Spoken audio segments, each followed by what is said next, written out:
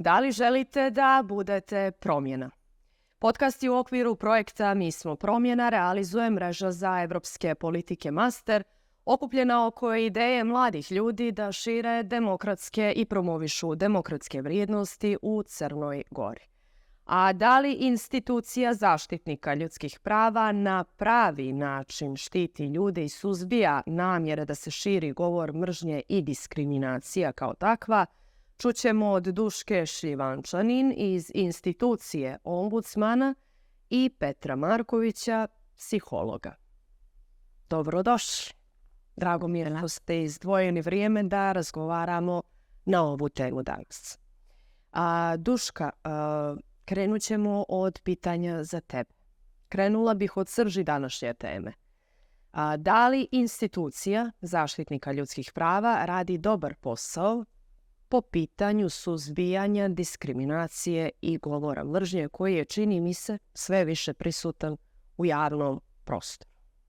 Ja odmah moram na početku kažem da to nije pitanje za mene, nego možda za javnost i kakav utisak institucija ostavlja u javnosti da li radimo dobar posao i eventualno neke žrtve diskriminacije ili povrede ljudskih prava da pitamo da li smo ih na pravi način zaštitili. Institucija zaštitnika definitivno ima mandat da radi taj posao. Svuda u svijetu je vrlo poznata i priznata i svako se postidi kada ima uopšte razloga ili povoda da zaštitnik ljudskih prava reaguje. I sam povod, a kamoli utvrđena povreda. Međutim, iako institucija postoji već 20 godina u Crnoj Gori i ustavom je zagarantovana kategorija, čini nam se i javnost, a boga mi institucije baš nas i ne vide kao tako važan kontrolni mehanizam u poštovanju zakona prije svega, a samim tim međunarodnih standarda i svih onih obaveza koje nam međunarodna zajednica donosi i sa kojima nas obavezuje. Institucija zaštitnika definitivno postupa po svakom obraćanju i u svim onim situacijama kada u medijima ili naša javnosti primijeti da neko na neki radikalni i sistemski način ugrožava poštovanje bilo kog prava, a samim tim i diskriminaciju kao takvu i sve one odredbe koje nas kao građane štite od bilo kakvog diskriminatornog ili različitog ponašanja u zavisnosti od određenog ličnog svojstva. Tako da što se nas tiče, mi se zaista trudimo u skladu s našim kapacitetima, ali definitivno mi ne možemo sami, već moramo ispred sebe imati uređen sistem koji radi svoj posao. Jer svakome se dogodi greška i upravo smo mi tu samo da usmjerimo sistem i ukažemo im, pogriješili ste, daj da ovo ispravljamo. Međutim, iako je prošlo 20 godina, moj utisak je da nismo možda u javnosti donekle, ali da nekako sistem ne zna čemu mi služimo. Dobro, možda današnji podcast bude upravo taj put da se nešto više o tome sazna, posebno po pitanju ove dvije oblasti koje su jako važne, koje su nama u centru razgovora, a to su diskriminacija i govor mržnje. Apsolutno, ovakve forme su veoma dobre i ja zaista pozdravljam upravo da negdje i javnost i negdje mlađa kategorija ljudi upozna mehanizme podrške i mehanizme zaštite, a samim tim i načine na koje mogu da zaštite svoja prava, odnosno da uopšte budu svjesni da su im prekršeni. Jasno. Petre, šta kaže struka? Gdje leži uzrok diskriminatornom ponašanju kao određenoj grupaciji, odnosno grupi ljudi ili prema pojedincu? Prije svega, diskriminacija jeste jedno pravljenje razlike o svjesno ili nesvjesno sa akcentom da je to u stvari da je ono što je drugo negativno ili loše. Prema tome ja vjerujem da je u osnovi diskriminacije neznanje, najčešće. Nekad stara može da bude i zla namjera koja može da nastane i iz neznanja, ali iz ljudskog čovjeku, odnosno čovječoj vrsti sklonosti, a to jeste maligna agresija ili prosto ta zlonamjerna agresivnost koja ima za cilj da diskriminiše i da na osnovu diskriminacije u stvari napadne ili muči, zlostavlja i povrijeđuje one kategorije koje su kategorije ljudi ili uopšte ljudi koji su na različite načine drugačiji. Tako da i za njih najčešće postoje, kriju se stereotipi, predrasude, a ono što je negdje važno da kažem i naglasim jeste da najčešće iz svega toga stoje ono što je strah od nepoznatog, a naš osnovni praktično urođeni strah jeste strah od smrti, a nekako u sve to učitavamo sa tu drugost, u stvari drugost, kad kažem drugost mislim na različitost, u patriarhalnom kontekstu stoji upravo strah i onda često kad pričamo o diskriminaciji pomenemo u stvari ksenofobiju ili prelijepo ime Ksenija koje znači strankinja, a ksenofobija znači strah od stranog, odnosno strane. Nepoznato, jasno. Duška, društvene mreže su mjesto gdje mladi ljudi sve više svog slobodnog vremena provode. Dakle, društvene mreže okupljaju, ta virtualna stvarnost okuplja ogromnu populaciju mladih. Da li je to mjesto gdje se uglavnom u najvećoj mjeri širi ta netolerancija, odnosno govor mržnje, i ko je kriv za to konstantno širenje govora mržnje na tim mrežama? Jesmo li mi? Je li sistem? Loje? Činjenica je da je ciljna grupa društvenih mreža upravo djece i mladi i to je širok i nepreglediv prostor. Upravo se pojavom društvenih mreža nekako isplivale su na površinu sve one devijacije koje da li smo i ranije unosili u sebi pa su tu nekako koncentrisane i to one same po sebi predstavljaju jedan slobodan prostor gdje se svi krijemo iza klika i ekrana. Pa nas možda će Petar iz svog ugla to moći bolje da objasni. Radeći sa djecom i mladima, upravo oslanjajući se da uzrok diskriminacije jeste neznanje, predrasude i strah od nepoznatog, mi se trudimo da upravo djecu i mlade naučimo definiciji diskriminacije, odnosno potrebi nenasilne komunikacije i neprezanja od nepoznatog. Pokušavamo da ih naučimo i smatramo da je to jedan dobar mehanizam, jer ako saznaju za svoja prava, ako saznaju na koji način krše bilo oni nekome ili neko njima, onda i naravno taj treći korak kome da se obrati i na koji način da postupaju u tim situacijama. Tako da društvene mreže kao jedan veliki poligon velikog broja različitih ljudi iz čistog neznanja i te slobode jer se kriju svoj identitet, demonstriraju nažalost veoma loša ponašanja. Radeći sa mladima shvatili smo da toleranciju na nasilje i nasilničko ponašanje imaju veliku kada su na društvenim mrežama. Međutim, u realnom životu i uživo uopšte prema određenim istraživanjima koje smo radili uopšte se ne ponašaju tako, nego su vrlo svjesni i kućnog vaspitanja i potpune pogrešnosti da nastupaju nasilno. Međutim, ne umiju da objasne zbog čega imaju tu slobodu na društvenim medijima. Veoma je važno i mi se zaista trudimo i preporukama i apelima i ukazivanjima da od najranijeg perioda djecu naučimo njihovim pravima i da ih naučimo medijskoj pismenosti, odnosno da se određena pravila ponašanja i nenasilna komunikacija nije dozvoljena ni u online prostoru. Ko je kriv za to?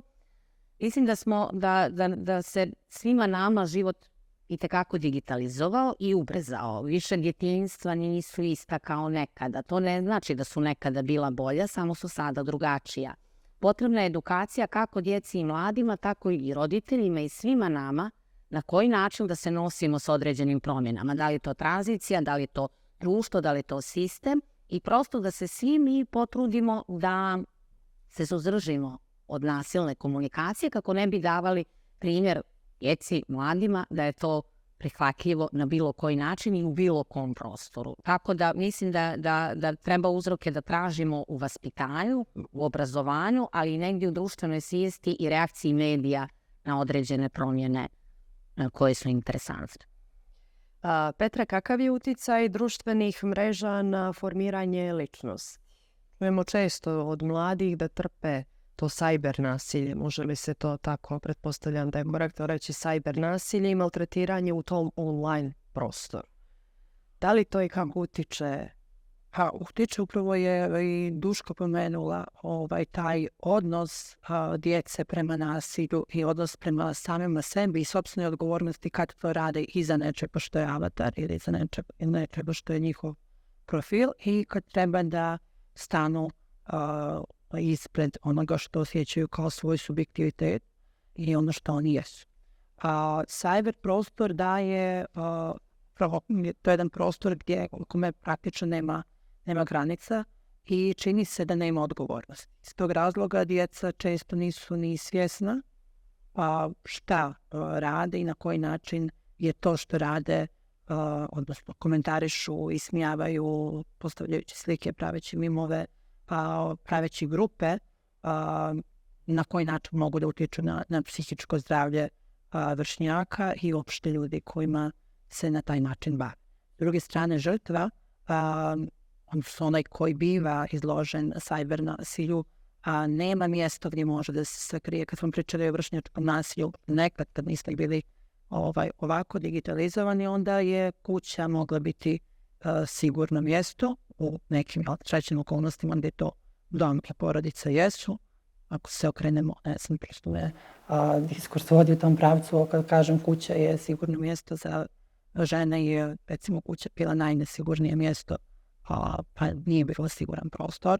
Ali da se vratim vršnjacima i da kažem da u stvari su oni znali na koji način gdje da se sakriju sad u ovom kontekstu u kojem živimo, su izloženi uvijek nečemu što može da bude cyber nasilje i važno je kako da ga prepoznaju, da se razgovara sa njima, da profesori, nastavnici i psiholozi budu upoznati sa tim kao i roditelji, šta djeca koriste, koje sadržaje prate, šta je ono što oni vole da gledaju, o čemu vole da se informišu.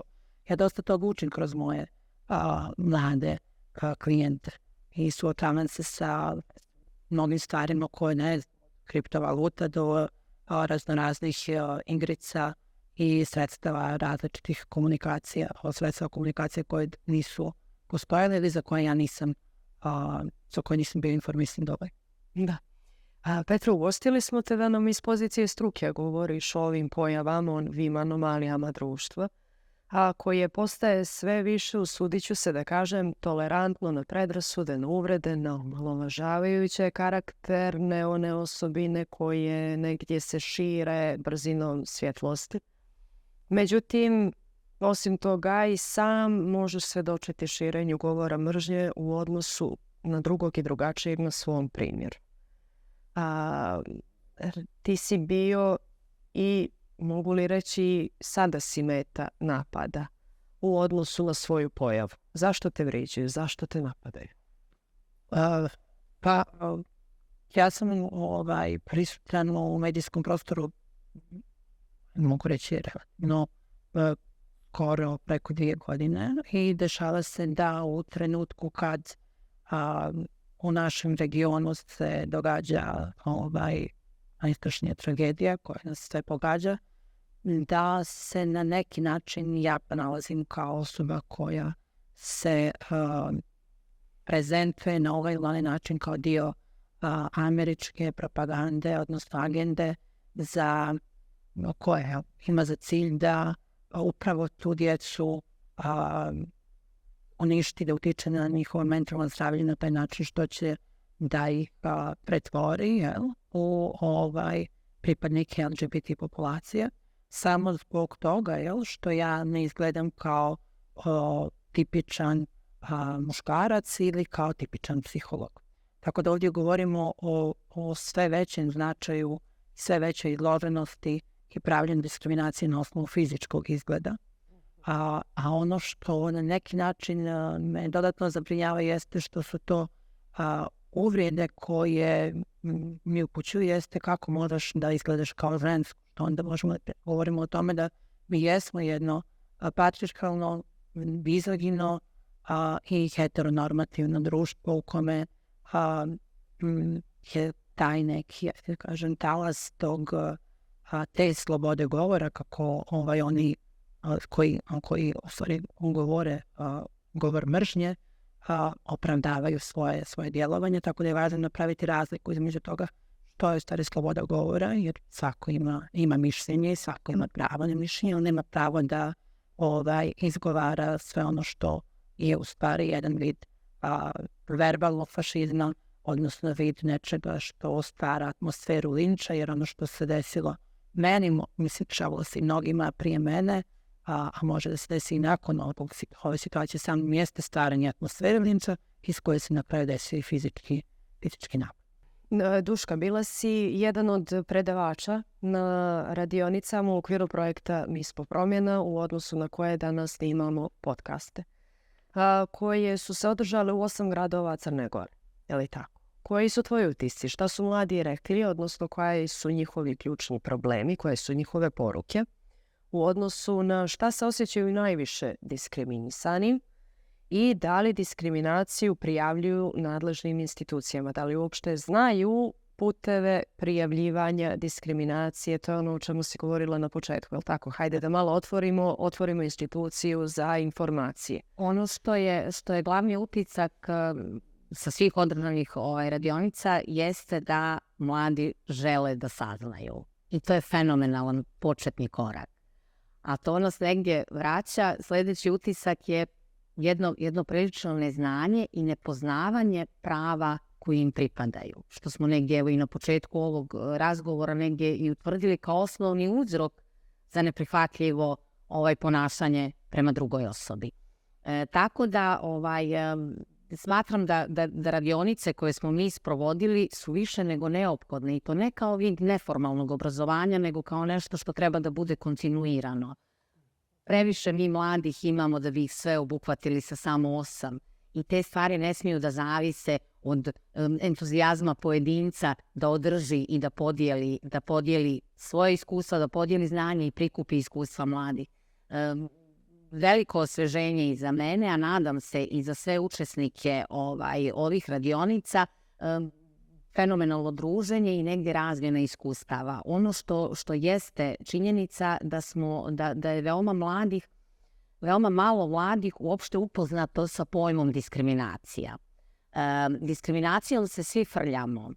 Nije svako neprihvatljivo ili nejednako postupanje prema drugoj osobi uslovno rečeno diskriminacija. Ono može biti povreda nekog drugog prava, što je svakako nedozvoljeno. Međutim, diskriminaciju definišemo upravo prema osnovima zbog kojih se ona događa, da li je to pol, da li je to izgled, da li je to seksualno opredjeljenje, nacionalna manjina, vjerska pripadnost, šta god, fizičko stanje, invaliditet ili nešto. Veoma je važno da znamo da je diskriminacija se dešava zbog različitog ličnog svojstva i ličnog osnova. Prevoz do škole, neobezvređivanje prevoza do škole grupi djece iz nekog prigradskog nasilja je definitivno povreda prava, dostupnost obrazovanja, ali nije diskriminacija. Veoma je važno nekako da to negdje razlučimo.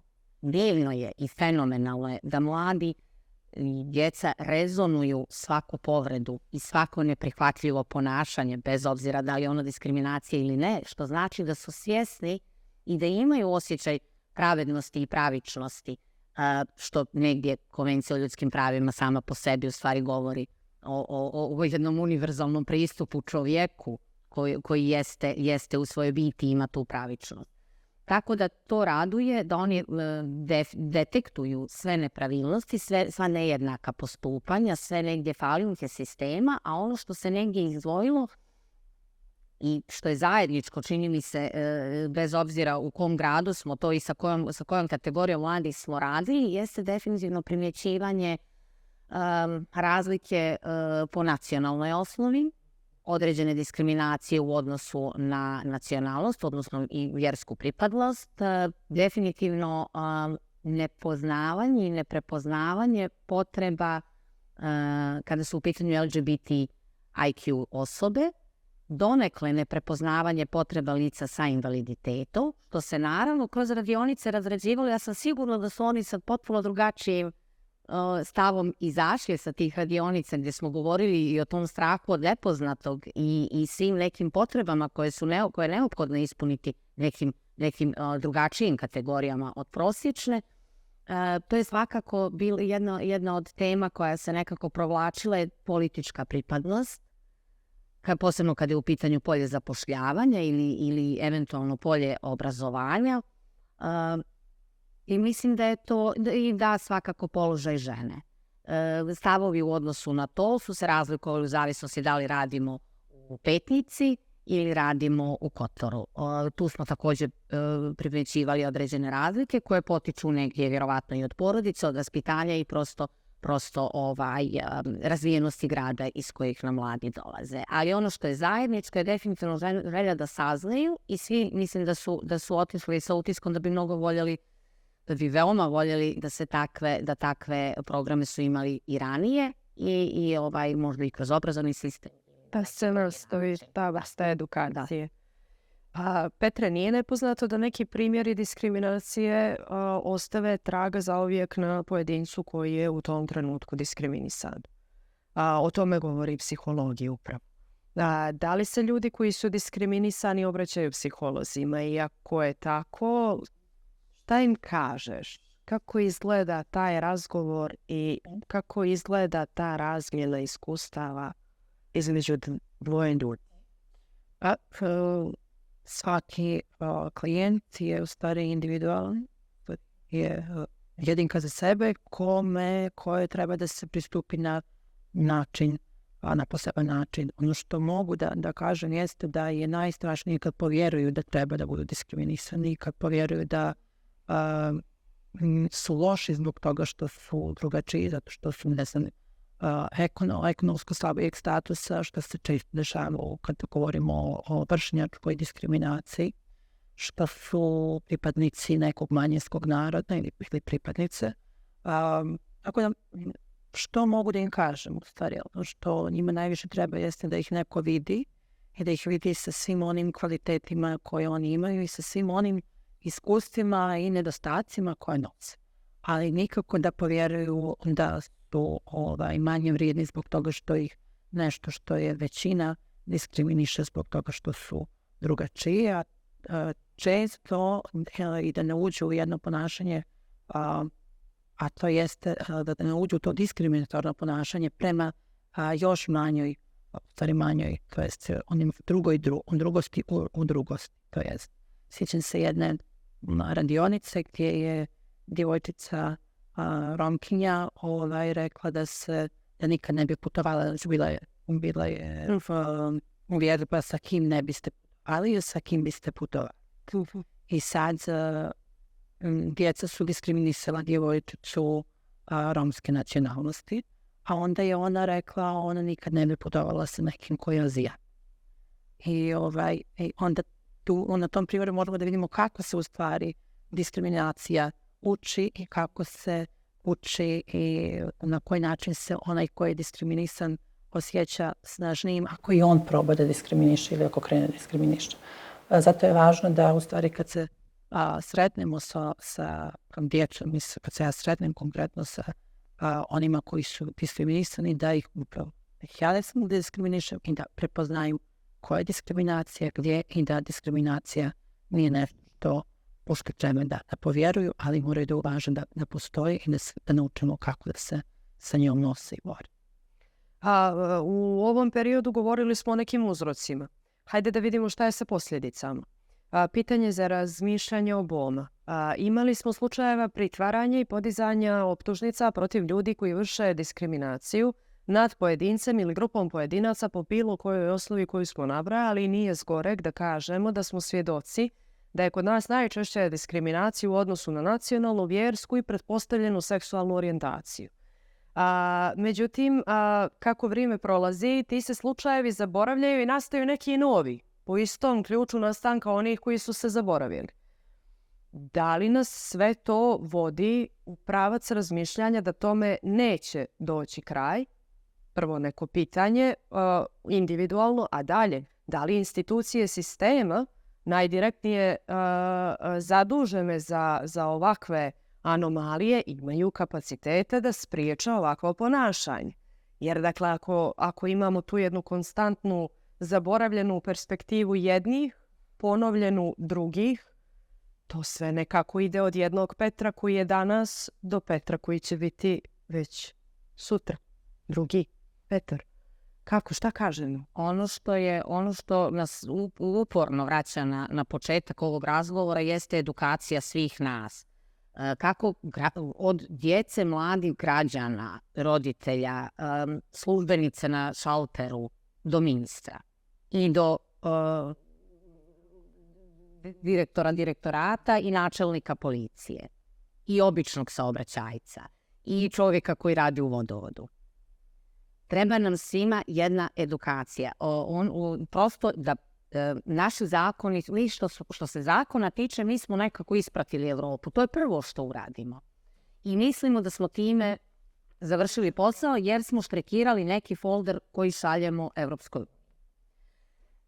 Mnogo više napora treba za promjenu svijesti i za prihvatanje različitosti kao takve. Mi se i dalje dijelimo na četnike i partizane. Iako smo u digitalnom dobu.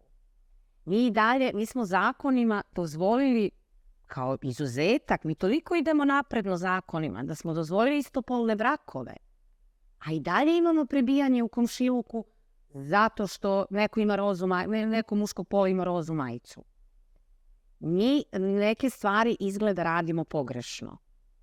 Da li preambiciozno se udvaramo Evropi, što ne mislim da je tako, jer mislim da smo vrlo emancipovano društvo, ne radeći neke korake od djece u vrtiću, seksualno obrazovanje. Molim vas, svi ga imaju u predškolskim ustanovama. Ne zato da bi rekli da je gej okej, i zbog toga, nego bi da naučili djecu da spoznaju svoje tijelo, da znaju šta je neprihvatljiv dodir. Veoma važno, a to znaju s 3 godine. 4, 5, 9. Mi dalje ne možemo da uvedemo seksualno obrazovanje u školi zato što naše društvo smatra ćemo time promovisati LGBTIQ zajednicu. Vam pamet. Svima nam treba jedna kolektivna, baš kvalitetna edukacija. Nije edukacija da ne znam, master uradi 8 radionica, jeste. Fenomenalno je. Tu je 100 mladih, otvorio im se vidi. Ali mora sistem to da radi. Mora sistem da ne šalje na seminar 3 službenika, nego da kontinuirano radimo na promjeni svijesti i da poštujemo zakone koje smo donijeli. Ako nešto ima sumnju za govor mržnje na društvenim mrežama, ajmo to do kraja. Ajmo svaki dan to da radimo. Možda nemamo kapaciteta, moramo ga imati da posle određenog vremena taj koji krene nešto da napiše, stane i kaže uhapsit će me. Taj koji krene da dobaci na ulici ili da se nezakonito ponaša za šalterom gdje obavlja svoju dužnost, kaže op, čekaj, kolega mi je dobio otkaz zbog ovoga. Moramo snositi odgovornost, ako ništa, za nepoštovanje zakona. Nama zakoni nisu loši, samo ako ih primjenjujemo. Tada bi se možda bolje i ombudsman čuo. Sve ono što mi radimo, jer će reći, čekaj, stani, daj, možda ja ovo ne mislim i to, baš mi je mnogo, baš ne volim Rome, ali ja moram da poštujem zakon i moram, zato što će mi se zaštitnik ljudskih prava nakačiti na vrat, zato što ću dobiti otkaz, zato što ću, jer prosto moramo naći načina, shvatimo da je to dio naše svakodnevnice, da je to civilizovano ponašanje, ako ništa drugo, a ako to ne umijemo, onda da ćemo snositi odgovornost za nezakonito ponašanje. Ovo nisu uopšte neki ustupci. Zakon nas obavezuje da drugo ljudsko biće posmatramo na jednak način i da ne pravimo razliku. Sistem je obavezan da svakoj različitosti učini dostupnim svako pravo. Od rampe za lica sa invaliditetom do svih drugih sredstava za slijepe ili gluhonijeme osobe. Molim vas, mi nemamo osnovne stvari. Nama lice sa invaliditetom ne može da uđe u većinu domova zdravlja. Da ne govorim u centrima za socijalni rad, sudovima, ne daj Bože u skupštinu. Tako da mi neke stvari izgleda, jer s kraja smo počeli da radimo i onda dolazimo u problem i čudimo se zašto smo tolerantni na različitost. Sad sam bila da pregruba, ali zaista mislim da svi mi moramo i kao pojedinci i kao profesionalci da učinimo da bar nove generacije prihvate neke civilizovane modele ponašanja, prije svega će poštovati sebe i onoga pored sebe. I onda ćemo tako s tim novim generacijama, nadam se, ići u jedno tolerantnije društvo u kome nećemo imati razloga da pričamo o diskriminaciji, već samo kao pojavi. Jeste. Petri, šta ti kažeš? Mogu, samo da se nadovežem, mislim da je Duška praktično sve rekla. A ono što mogu da kažem jeste da je pored edukacije, mislim da nekako idu zajedno, mnogo važna i senzibilizacija. Jer ono što se negdje meni desilo kroz taj rad u NVO sistemu, gdje smo radili senzibilizaciju profesora za rad sa LGBTIQ populacijom, bilo je prilike, ne bismo baš tu temu, ili morate da uđete u školu, ali da ne pominjete to. Či u stvari to nam govori o tome kako se u stvari i obrazovan kadar i kako onaj kadar koji možemo nazivati stručnim kadrom ima nešto što je nesenzibilisanost i neznanje i koliko je u stvari važno da djelujemo, da pričamo, da razgovaramo jedni sa drugima i uopšte kao građani i građanke sa ljudima da čuju, da ih edukujemo i da ih senzibilišemo i da naravno dajemo prostor za rad najviše onima koji su između ostalog i senzibilisani. Jer šta će nama jedan, ne znam, psiholog ili psihologkinja ili profesora koji nema senzibiliteta za rad sa djecom, a može da bude, ne znam, u mom mišljenju kakav znalac u svom poslu, ako nema senzibilizaciju, on ne treba da je na toj poziciji. Dozvolit ćeš da se nadovežem, ide li to u prilog primjeru da možda od poštovanja zakona i kada institucija recimo ojača, dovoljno da njeni mehanizmi zauzmu prostor u strahovima ili opreznostima, još bolje rečeno svih nas, nije li važnije da mi iznutra osjećamo da to što radimo, možda ukorijenjeno u nas mnogo prije nego smo odlučili da to imamo u sebi, da je to ono što treba da promijeni. A upravo to jeste ta edukacija i jačanje i osvješćivanje senzibilnosti prema drugačijem, jer ako ga naučimo, onda ga se više nećemo plašiti, a onda će ljudski doći senzibilitet i za zaštitu takve osobe, druga pored sebe, nepoznatog čovjeka u autobusu koji sjedi pored vas i trpi, na primjer, neku šikanu. A ako sve to, jer ćemo uvijek i u najuređenijim sistemima, mi imamo, naravno da imamo situacije i nasilja i diskriminatora u najuređenijim, u Finskoj, jedno, naravno da imamo i dalje. Ali imamo i sistem koji će putem zakona i svim svojim mehanizmima zaštititi tu osobu. To mora ići uporedo. Mi ne možemo živjeti oslanjajući se na svoj osjećaj i senzibilitet. Mi moramo te zakone imati i imati sistem koji će imati kapaciteta da ga sprovede. Mi se i ovo što si malo prije pitala, zašto nam se ponavlja? Bude pa se opet desi isto ili gore kao da smo ono zaboravili. Zato što ili nećemo ili nemamo i u mnogim službama nemamo kapaciteta. Mi nemamo dovoljno kapaciteta da se bavi Facebook. Policija nema dovoljno kapaciteta, pa cyber nasiljem se u Crnoj Gori danas bavi samo jedan čovjek. Svi ga znamo po imenu i prezimenu. Jedan čovjek radi cyber kriminal, gdje spada sve, od nekih privrednih stvari, do pedofilije, do bukvalno sve što se tiče elektronskog sistema i online svijeta, oslanjamo se na jedno odjeljenje koje ima jedan čovjek, eventualno možda dva pomoćnika. Tako da mi definitivno nemamo kapaciteta da na pravi način reagujemo na svaki pojedinačan slučaj. Na tome moramo da radimo i moramo jačati kao sistem. Imaju li mladi kapaciteta, ako već institucije u ovom trenutku nemaju? Imaju li mladi naraštaji, ovi koji dolaze, mi koji se smjenjujemo, imamo li mi kapaciteta da budemo promjena? Ovdje piše, u srce naše moramo da uražemo prosto tu obavezu da budemo. Imamo li mi kapacitet? Pa imamo, mislim, mladi itekako imaju.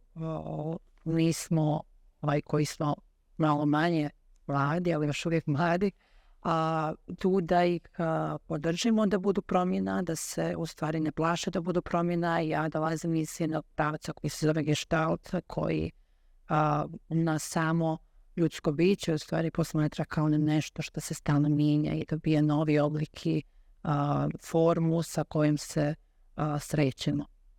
Uvijek kad ispred nas se pojavi neko drugi, odnosno neko osoba. Tako da mi sami po sebi nikad nismo isti, zato što nas naše iskustva mijenja.